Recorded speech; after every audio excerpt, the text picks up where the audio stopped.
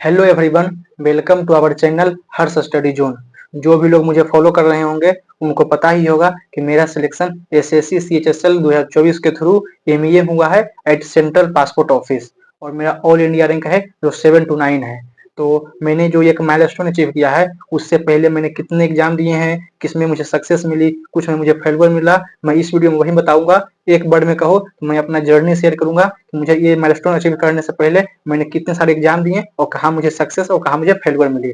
तो ये मैं आपको वीडियो बताने से पहले मैं आपको ये बताना चाहता हूँ कि मैंने अपने टेलीग्राम चैनल का लिंक इस वीडियो के डिस्क्रिप्शन में और कमेंट सेक्शन में पिन कर दिया हूँ। यहाँ पे आप जुड़ सकते हैं और मेरे साथ सीजीएल की जर्नी में, क्योंकि मेरा सीएचएसएल में तो सिलेक्शन हो गया है लेकिन मेरा जो मेन टारगेट है वो सीजीएल है, तो मैं सीजीएल की तैयारी करूंगा। तो आप मेरे साथ सीजीएल की जर्नी में जुड़ सकते हैं और साथ ही मेरा जो भी अगर कुछ नोट्स होगा जो कि लगेगा कि बेनिफिशियल है मैं आपको शेयर कर सकूं तो मैं आपको वो शेयर कर दूंगा। और भी कहीं से मुझे कुछ अगर बेनिफिशियल नोट्स मिलेगा, कुछ इंपॉर्टेंट नोट्स मिलता है तो मैं आपको वहाँ पे शेयर कर देता हूँ। तो आप मेरे साथ टेलीग्राम चैनल पर जुड़ सकते हैं, आप वहाँ से बेनिफिट ले सकते हैं। ओके, तो चलिए अब वीडियो में आगे बढ़ते हैं। तो वीडियो में मेरा जर्नी बताने से पहले मैं ये बताना चाहता हूँ कि अगर जो भी लोग इस प्रिपरेशन कर रहे हैं, इस किसी भी एग्जाम की प्रिपरेशन कर रहे हैं, तो दुनिया में किसी को पता हो या ना हो लेकिन आपको जरूर पता होता है कि मैं कहाँ स्टैंड कर रहा हूँ और मुझसे ये एग्जाम निकल पाएगा या नहीं। जैसे मैं अभी जैसे मेरे अंदर ये कॉन्फिडेंस है कि मैं नेक्स्ट ये सीजीएल 2025 में मैं सीजीएल में कुछ ना कुछ पोस्ट जरूर ले लूंगा और मेरा जो ड्रीम पोस्ट है मैं उस पर टारगेट करूंगा कि मुझे वो पोस्ट मिल जाए। ऐसा होता है कभी कि आपका जो तैयारी बहुत अच्छी होती है लेकिन एग्जाम टाइम पे आपका लक साथ नहीं देता है और भी बहुत सारा एक्सटर्नल फैक्टर होता है जिस कारण से आपको कुछ पोस्ट जो भी आप चाहते हैं वो नहीं मिल पाता है।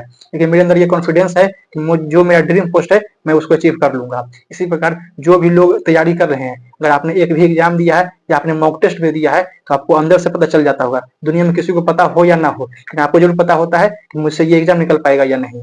तो जिनको ऐसा लगता है कि मेरा एग्जाम निकल जाएगा वो तो जरूर ऑफकोर्स आप अपना प्रिपरेशन स्टार्ट कर सकते हैं और आप कंटिन्यू भी कर सकते हैं। और जिनको ये लगता है मेरा जो एग्जाम है उसमें मेरा चांस बहुत ही कम है, यानी कि मेरा चांस ही नहीं है निकलने का, अगर आपका प्रिपरेशन उस लेवल का नहीं है तो आप चाहें तो इसके अल्टरनेटिव आपको जो भी लगता है आप वो चूज कर सकते हैं और आप उसमें कंटिन्यू कर सकते हैं।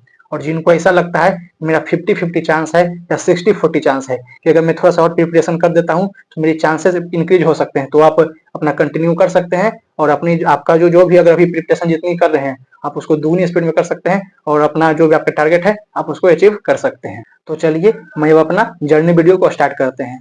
तो 2019 में मेरा 10 कंप्लीट हुआ था जिसमें कि मेरा 90% मार्क्स आए थे। तो जैसे ही मेरा 10th कंप्लीट हुआ तो मैं 12th की तैयारी करने के लिए मैं पटना चला आया। तो मैंने 2-4 महीने ही अभी तैयारी किए थे कि उसी टाइम कोविड आ गया था जिस कारण सभी को घर जाना पड़ा, तो मुझे भी घर जाना पड़ा। तो मैंने 12th की तैयारी घर से ही की और यूट्यूब से ही किया। तो कुछ यूट्यूब से ही कुछ वीडियो देखकर मैंने 12th की तैयारी की और 12th का एग्जाम भी मैंने यूट्यूब से ही तैयारी करके दिया। उसके बाद मैंने जब 12th की तैयारी कर लिया तो 2022 के आसपास कोविड का लॉकडाउन भी सारा खत्म हो गया था। तो फिर कोविड यानी कि 2022 के लास्ट के आसपास मैं फिर से पटना तैयारी करने के लिए आ गया। तो उस टाइम जब मेरा 12th कंप्लीट हो गया था उस टाइम में मेरा फोकस एनडीए, एयरफोर्स ये सब पे किया हुआ था। तो मैंने 2 बार एनडीए का एग्जाम दिया था लेकिन जीएस मेरा पहले से ही बहुत कमजोर था। मैथ तो मेरा ठीक था, मेरा मैथ 10th में भी मेरा मैथ में 98 मार्क्स आए थे, तो मेरा मैथ बचपन से ही ठीक था। तो मुझे मैथ में तो कुछ ज्यादा एफर्ट नहीं करना पड़ा लेकिन जीएस मेरा बहुत ही वीक था जिस कारण से कुछ कुछ मार्क्स से मेरे एनडीए मैंने 2 बार एग्जाम दिए वो एग्जाम नहीं निकल पाया था। तो उसी बीच मैंने एयरफोर्स का भी एग्जाम दिया था लेकिन एयरफोर्स में मैंने जो कट ऑफ मार्क्स होता है वो तो मैंने क्वालिफाई कर लिया था लेकिन साइंस में मेरा 0.25 मार्क्स से मैं क्वालिफाई नहीं कर पाया था। उसमें सेक्शनल वाइज भी क्वालिफाई करना होता है तो मैं क्वालिफाई नहीं कर पाया जिस कारण से मेरा एयरफोर्स में भी नहीं हुआ। तो उसी बीच मेरे गांव में ही 1-2 भैया का एसएससी जीडी में सिलेक्शन हुआ था।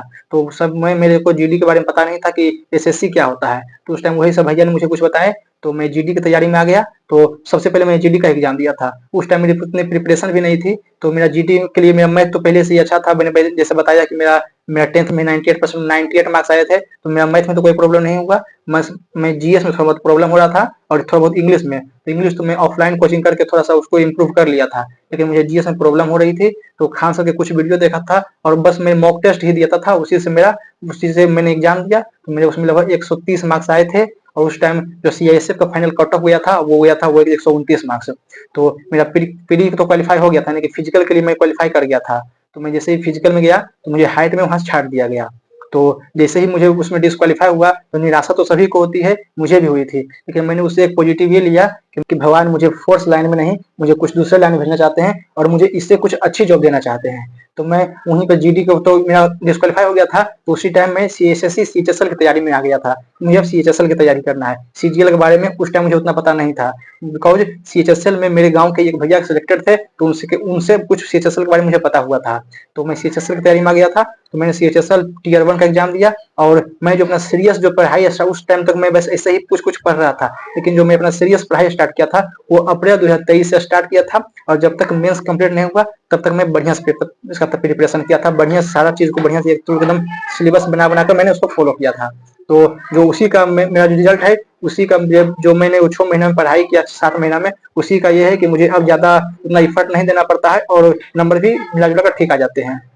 तो ये सीएचएसएल प्री का एग्जाम दिया था, उसमें मेरे जो नॉर्मलाइज मार्क्स थे 159 मार्क्स थे। तो मेरा प्री तो क्वालिफाई हो गया था। और मेंस का मैंने एग्जाम दिया था, तो उस टाइम में मॉक टेस्ट मेंस का उतना नहीं दिया था, तो उसमें कुछ वर्ड से फॉर्मेशन वाला जो क्वेश्चन थे शायद उसी टाइम से उसमें देने लगे थे, तो उसका मेरा तैयारी नहीं था। इस कारण से जीएस रीजनिंग में मेरे 2 क्वेश्चन वो गलत चले गए थे। और जीएस मेरा तो पहले से ही कमजोर था, तो जीएस में कुछ क्वेश्चन गलत चले गए थे। और साथ ही उस टाइम कंप्यूटर बहुत ही हार्ड दिया था, मैं कंप्यूटर में ही फेल कर गया था। तो मेरे मेंस में मेरे 283 मार्क्स टोटल बने थे, बिकॉज और उसमें भी मैं क्वालिफाई नहीं कर गया था, और साथ ही मेरे कंप्यूटर में भी फेल हो गए थे, जिस कारण से मैं सीएचएसएल मेंस में मेरा सिलेक्शन नहीं हुआ। तो उसी बीच में एसएससी स्टेनोग्राफर का भी एग्जाम दिया था, जिसमें कि मेरे 143 या 144 के आसपास मेरे मार्क्स आए थे।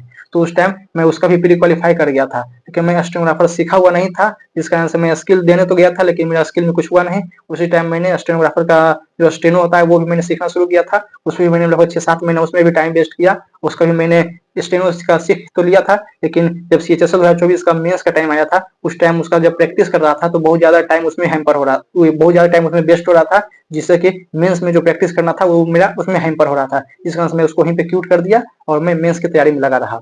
तो मैं एसएससी सीएचएसएल का एग्जाम दिया और स्टेनो का एग्जाम दिया। उसी बीच मैंने एक बीएसएफ हेड कांस्टेबल का एग्जाम दिया था, जो कि 2022 में आया था। तो उसमें जो मेरे मार्क्स थे लगभग 85 से ऊपर मार्क्स थे, उसका फाइनल आंसर अभी तक आया नहीं है, तो उसमें वो बताता भी नहीं है। तो जो नॉर्मलाइज मार्क्स आता है वो मेरे 85 से ऊपर थे 100 आउट ऑफ 100 में। इसी बीच मैंने दिल्ली पुलिस का भी एग्जाम दिया था, तो दिल्ली पुलिस में जो मेरे मार्क्स अप्रोक्स शायद 70 या 71 के आसपास मेरे मार्क्स थे।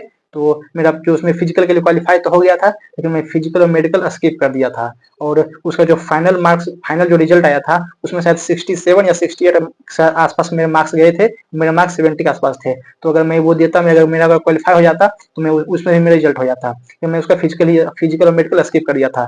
उसी बीच मैं सीआईएसएफ हेड कांस्टेबल 2022 का भी एग्जाम दिया था, जिसमें कि मेरा जो जो रॉ स्कोर था वो 86 था, और जो नॉर्मलाइज होकर 92 प्लस हो गया था। तो उसका भी मैं फिजिकल के लिए तो क्वालिफाई है। उसका जो होता है, पहले अगर हेड कांस्टेबल का अगर एग्जाम दिए होंगे, उसमें पहले रिटन होता है, उसके बाद उसका टाइपिंग टेस्ट वगैरह होता है, उसके बाद बीएसएफ का भी टाइपिंग टेस्ट होता है। मैंने दोनों का टाइपिंग टेस्ट देने गया था, लेकिन उसका पेपर पर से देख के आपको टाइपिंग करना होता है, जिसका कि मुझे उतना ज्यादा प्रैक्टिस नहीं था, जिस मैं वहीं पर डिस्क्वालीफाई हो गया था टाइपिंग में। इसी बीच मैं सीआरपीएफ कांस्टेबल जो कुक वगैरह का होता है, ट्रेड्समैन का होता है, मैंने उसका एग्जाम दिया था, जिसमें कि मेरे मार्क्स थे, उसमें मेरे मार्क्स शायद 82 के आसपास कितने थे वो कंफर्म मुझे याद नहीं है। लेकिन जब रिजल्ट आया था उसमें जो मैं ट्रेड के लिए दिया था, मैं कांस्टेबल कुक के ट्रेड, कुक और बाटर कैरियर का होता है वो ट्रेड पर दिया था, जिसमें मेरा ऑल ओवर जो था बिहार में मेरा रैंक शायद 8 था। तो उसका भी मैं ट्रेड के लिए देने नहीं गया था, बिकॉज ट्रेड के बारे में उतना मुझे पता नहीं था, तो मैं उसको भी वो भी स्किप कर दिया, उसमें भी मैंने नहीं गया। और उसी बीच मैं ये एसएससी फेस्टिवल का एग्जाम दिया था। तो एसएससी फेस्टिवल 2024 का जो आया था उसमें मैंने एग्जाम दिया था। उसमें मेरे जो रॉ मार्क्स थे, मैंने केवल मेट्रिकुलेशन लेवल पे एक ही पोस्ट का भरा था, ई आर 15,924। उसमें मेरे रॉ मार्क्स थे 169, और शायद नॉर्मलाइज करके वो 174 या 175 के आसपास बता रहे हैं रैंक की तरह पे। तो उसका तो मेरा ये क्वालिफाई हो गया था डॉक्यूमेंट वेरिफिकेशन के लिए, तो मैंने डॉक्यूमेंट भी उसको दिया था, जिसका भी रिजल्ट आ गया है। अब उसका शायद फिजिकल डॉक्यूमेंट वेरिफिकेशन के लिए बुलाएंगे, तो मेरा तो एसएससी सीएचएसएल 2024 के थ्रू सिलेक्शन हो गया है, तो मैं उसको बस स्किप कर दूंगा, उसमें मैं जाऊंगा नहीं। इसी बीच मैं 2 बार एसएससी एमटीएस 2022 और एसएससी एमटीएस 2024 का भी 2023 का भी एग्जाम दिया था। उस टाइम मेरा इंग्लिश भी उतना ज्यादा मजबूत नहीं था, और जीएस तो मेरा पहले से ही थोड़ा सा वीक है, जिस कारण से वो दोनों में भी मेरा सिलेक्शन नहीं हो पाया था। और इसी बीच एसएससी सीएचएसएल 2024 का नोटिफिकेशन आ गया था, तो मैंने उसका नोटिफिकेशन उसका फॉर्म फिल किया और उसका मैं प्री दिया। तो प्री में मेरा इस बार फिर एसएससी सीएचएसएल प्री में मेरा 159 मार्क्स आए थे आउट ऑफ 200। तो मेरा वो भी कोई प्री भी क्लियर हो गया था और इसी बीच सीजीएल का भी नोटिफिकेशन आया था। तो मैं ये पेयरिंग में था, लेकिन मैं सीजीएल इसलिए भर दिया कि एक बार थोड़ा सा एक बार से एक आपको एक्सपीरियंस मिल जाएगा, जो कि नेक्स्ट बार का मैं दूंगा तो उसमें थोड़ा सा मुझे वो हेल्प करेगा। तो मैं सीजीएल का भी एग्जाम दिया था, जिसमें कि मेरा रॉ मार्क्स 150.5 था और जो कि बढ़कर 162 शायद हो गया था। तो मेरा सीजीएल का भी प्री क्लियर हो गया था और साथ ही जीएसओ के लिए मैं क्वालिफाई हो गया था। मैं जीएसओ का भी फॉर्म फिल किया था, तो मैं वो भी क्वालिफाई कर गया था। तो उसी बीच तैयारी मेरा तो जारी ही था, मैं डेली मॉक टेस्ट देता था, अभी भी मैं देता हूँ, जिसको शॉर्ट्स के माध्यम से यूट्यूब पे आपको अपलोड कर देता हूँ। तो आप मेरे चैनल को सब्सक्राइब भी कर लीजिएगा, जिससे कि आपको और भी जब आगे मैं अब सीजीएल की प्रिपरेशन करूंगा तो उसमें का भी मैं जो भी मॉक टेस्ट दूंगा उसका शॉर्ट्स के माध्यम से आपको शेयर करता रहूंगा। उसी बीच और भी कुछ अगर स्ट्रेटजी वगैरह होगी, अगर आप लोगों को वो सभी चाहिए होगा तो आप कमेंट सेक्शन में बता सकते हैं, मैं उसका भी आपको शेयर कर दूंगा। कुछ अपना जो जो मेरा स्ट्रेटजी किस प्रकार का है, मैं अभी करंट में क्या फॉलो कर रहा हूँ, मैं क्या फॉलो किया था पहले, अगर आप चाहते हैं कि ये सब के बारे में भी मैं बताऊं तो आप कमेंट में मैसेज कर सकते हैं। मैं आपको अगर होगा, अगर आप लोग ज्यादा चाहेंगे तो मैं उसके बारे में भी आपका स्ट्रेटजी एक पार्टिकुलर सब्जेक्ट वाइज मैं बनाकर आपको अपलोड कर दूंगा। तो आप मेरे चैनल को सब्सक्राइब जरूर कर लीजिएगा, जिससे कि मुझे एक मोटिवेशन मिलता है और इसी करके आप लोगों के लिए और भी इन्फॉर्मेटिव वीडियो मैं बनाता रहूंगा। स्ट्रेटजी बाई और भी जो भी इंपॉर्टेंट रहेगा वो मैं आपको बताता रहूंगा। और आगे आपको कुछ भी प्रॉब्लम होगी तो आप मुझे कमेंट भी कर सकते हैं, मेरे इंस्टाग्राम पे, मेरे टेलीग्राम चैनल पे, कहीं भी मुझे अगर आप मैसेज करते हैं तो मैं कोशिश करूंगा कि आपका जो भी क्वेरी है मैं उसको सॉल्व कर सकूं। तो चलिए वीडियो पे आगे आते हैं। तो उस टाइम मेरा सीजीएल और सीएचएसएल का प्री क्वालिफाई हो गया था, अब सीएचएसएल का मेंस था, तो मैंने सीएचएसएल का मेंस दिया, जिसमें कई आंसर की जब आया तो उसमें मेरे 3 to 6 मार्क्स बता रहे थे और रैंक मित्रा पे मेरे जो रैंक थे वो 1600 के आसपास बता रहे थे। और मेरा एक क्वेश्चन जो सेक्शन 1 में होता है, मेरा सेक्शन 1 में उस टाइम 176 मार्क्स थे। एक क्वेश्चन रीजनिंग का जो था वो वर्ड फॉर्मेशन वाला था, वो गलत था। और जब फाइनल आंसर किया आया, यानी कि रिजल्ट जब आया, तो मेरे जो रैंक है वो 7 to 9 आए और मेरा सिलेक्शन भी हो गया है एमईए में एट सेंट्रल पासपोर्ट ऑफिस। तो जो वो क्वेश्चन थे शायद वो क्वेश्चन मेरे सही हो गए हैं और जो मेरे शायद फाइनल आंसर किए आएंगे उसमें मेरे मार्क्स 330 होंगे, 330 मार्क्स होंगे। तो मेरा इसके थ्रू सिलेक्शन तो हो गया सीएचएसएल के थ्रू। उसी बीच मैंने एमटीएस का भी एग्जाम दिया था। उससे पहले मैंने जब 2 बार एग्जाम दिया था उस टाइम मेरे 74, कभी 62, 84 इस टाइप के कुछ मार्क्स आए थे, इस टाइप मार्क्स आए थे। क्योंकि मैंने जब इस बार एग्जाम दिया था इस बार मेरे इंग्लिश भी थोड़ा बहुत अच्छे, मतलब कि बहुत अच्छा तो नहीं बोलूंगा लेकिन मेरे अच्छे हो गए थे। और जीएस पर तो मैं अभी भी वर्क ही कर रहा हूँ। तो इस बार मैंने जब एमटीएस के एग्जाम दिए थे उसमें मेरे 104 मार्क्स आया था और उसमें से 71 मार्क्स मेरे इंग्लिश में थे। मेरा 24 सही गया था और एक गलत गया था और बाकी का मार्क्स मेरे ये जीएस में आया था। तो जीएस मेरा अभी भी वीक है, मैं जीएस अभी प्रमाण से एफआरबी, पीवाईक्यू और निटो ये सब पर ज्यादा ध्यान दूंगा और उसको मैं पर्टिकुलर रिवीजन करता रहूंगा। तो मेरे जो सीजीएल सीएचएसएल में जो मेरा सिलेक्शन तो हो गया, उसमें मेरे मार्क्स शायद अभी 330 है। और उसी बीच मैंने सीजीएल का भी एग्जाम दिया था, जेएसओ का एग्जाम दिया था। सबसे पहले जेएसओ का मेरा 19 को था, मैंने जेएसओ का एग्जाम दिया था। तो जेएसओ में मेरे शायद मेरे जेएसओ का तो जो स्टैटिक्स वगैरह भी सब पूछता है, तो वो मुझे तो उसका एक भी दिन मैंने कुछ पढ़ा नहीं था, बस मुझे 2-4-5 क्वेश्चन आते थे, बाकी सब मैंने तुक्के पे मार दिया। इसमें कि मेरे शायद 82 या 84 मार्क्स मेरे बने हैं उसमें, जेएसओ में। और उसके साथ ही जो उसका अगले दिन मेरे सीजीएल का मेंस का एग्जाम था, उसमें मेरे 308 मार्क्स बने हैं और उसमें भी 2 से 3 क्वेश्चन शायद रॉन्ग है, क्योंकि मेरे सही हो सकते हैं। तो उसमें मेरे 320 के आसपास या 360, 316 के आसपास मेरे मार्क्स आ सकते हैं। तो मेरा यही जर्नी रहा कि मैंने बहुत सारे एग्जाम, आपने जैसे मैंने बताया कि कुछ में मैंने पास भी हुआ, कुछ में मैं फेलुअर भी देखा, लेकिन मैं जो कंसिस्टेंटली अपना परिश्रम करते रहा और मुझे अपने अंदर ये कॉन्फिडेंस था कि मेरे पास ये कैपेबिलिटी है कि मैं ये एग्जाम को निकाल सकता हूँ। मेरे से पिछली बार मैंने सीएचएसएल 2023 का एग्जाम दिया था, उस टाइम मेरे अंदर थोड़ा सा कॉन्फिडेंस की कमी थी, लेकिन इस बार मैंने उस पर भी वर्क किया, मैंने बहुत ज्यादा मॉक दिया, जिससे कि मेरे अंदर बहुत ज्यादा कॉन्फिडेंस आ गया कि मेरा मॉक में मेरे मार्क्स अच्छे आ रहे हैं तो मेरे एग्जाम में मार्क्स अच्छे आएंगे। कुछ कुछ एक्सटर्नल फैक्टर मैटर करते हैं कि आपका अगर वो 2 घंटा हुआ, वो 2 घंटा में आपने किस तरीके का परफॉर्मेंस दिया, वो मैटर बहुत इंपॉर्टेंट है कि अगर आपका घर में बहुत अच्छे मार्क्स आ रहे हैं, अगर वो 2 घंटा आपका साथ नहीं दिया तो फिर आपका वो फेवर में नहीं रहेगा।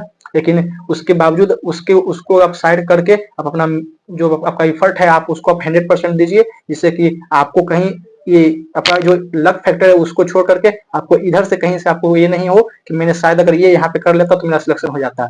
तो मेरा अभी भी परिश्रम जारी है और मेरा जो मेन टारगेट सीजीएल 2024 है, ये सीजीएल 2025 है, जिसको कि मुझे अपना जो ड्रीम पोस्ट है मुझे वो उस पर मैं अपना जितना भी फट रहेगा मैं उसमें दूंगा। और अगर मेरा जो मैं ज्वाइन भी कर लेता हूँ तो वहां से मैं कुछ समय निकाल कर मैं इसके लिए आगे कंटिन्यू करता रहूंगा और मैं डेली मॉक तो लगाता ही हूँ और आगे भी मैं मॉक लगाता रहूंगा। उसको मैं शॉर्ट्स के माध्यम से आपके पास में शेयर करता रहूंगा, जिससे कि आप भी मुझसे कंपेयर कर सकते हैं, आप मुझे अपना कंपटीशन देख सकते हैं। और जैसा भी होगा आप भी अगर आप भी मॉक देते हैं तो मैं जो मॉक शेयर करता हूँ, मॉक शॉर्ट्स के थ्रू मैं शेयर करता हूँ, उसमें आप अपना मार्क्स बता सकते हैं, जिससे कि मुझे भी आपसे कंपटीशन एक मिलता रहेगा, हेल्दी कंपटीशन, कि आपका कितना मार्क्स आ रहा है, उसके कंपेरिजन में मुझे कितने मार्क्स आ रहे हैं, जिससे कि दोनों को बेनिफिट, रेस्पेक्टिवली बेनिफिट होता रहेगा। तो आशा करता हूँ मैंने अपना जर्नी वीडियो शेयर किया, जिससे कि आपको इससे कुछ लेसन सीखने को जरूर मिला होगा कि आपको कुछ भी हो लेकिन आपको अपने अंदर कॉन्फिडेंस रखना है और आपको अपने कॉन्फिडेंस के ऊपर वर्क करते रहना है, कि जो भी आपका गलती होगा, जो भी वीकनेस है, उस पर आपको वर्क करते हुए आपको जो भी आपको गलती लग रहा है उसको आपको इम्प्रूव करते जाना है। तो आशा करता हूँ कि ये वीडियो आपको थोड़ा सा इंपॉर्टेंट लगा, थोड़ा सा इससे कुछ आपको सीखने को मिला होगा। तो आप वीडियो को लाइक जरूर कीजिएगा और अपने दोस्तों के पास शेयर भी कर सकते हैं, और साथ ही चैनल को सब्सक्राइब जरूर कीजिएगा, जिससे कि मुझे मोटिवेशन मिलेगा और आप लोगों के इसी प्रकार की और भी इन्फॉर्मेटिव वीडियो मैं बनाता रहूंगा। Okay, thank you.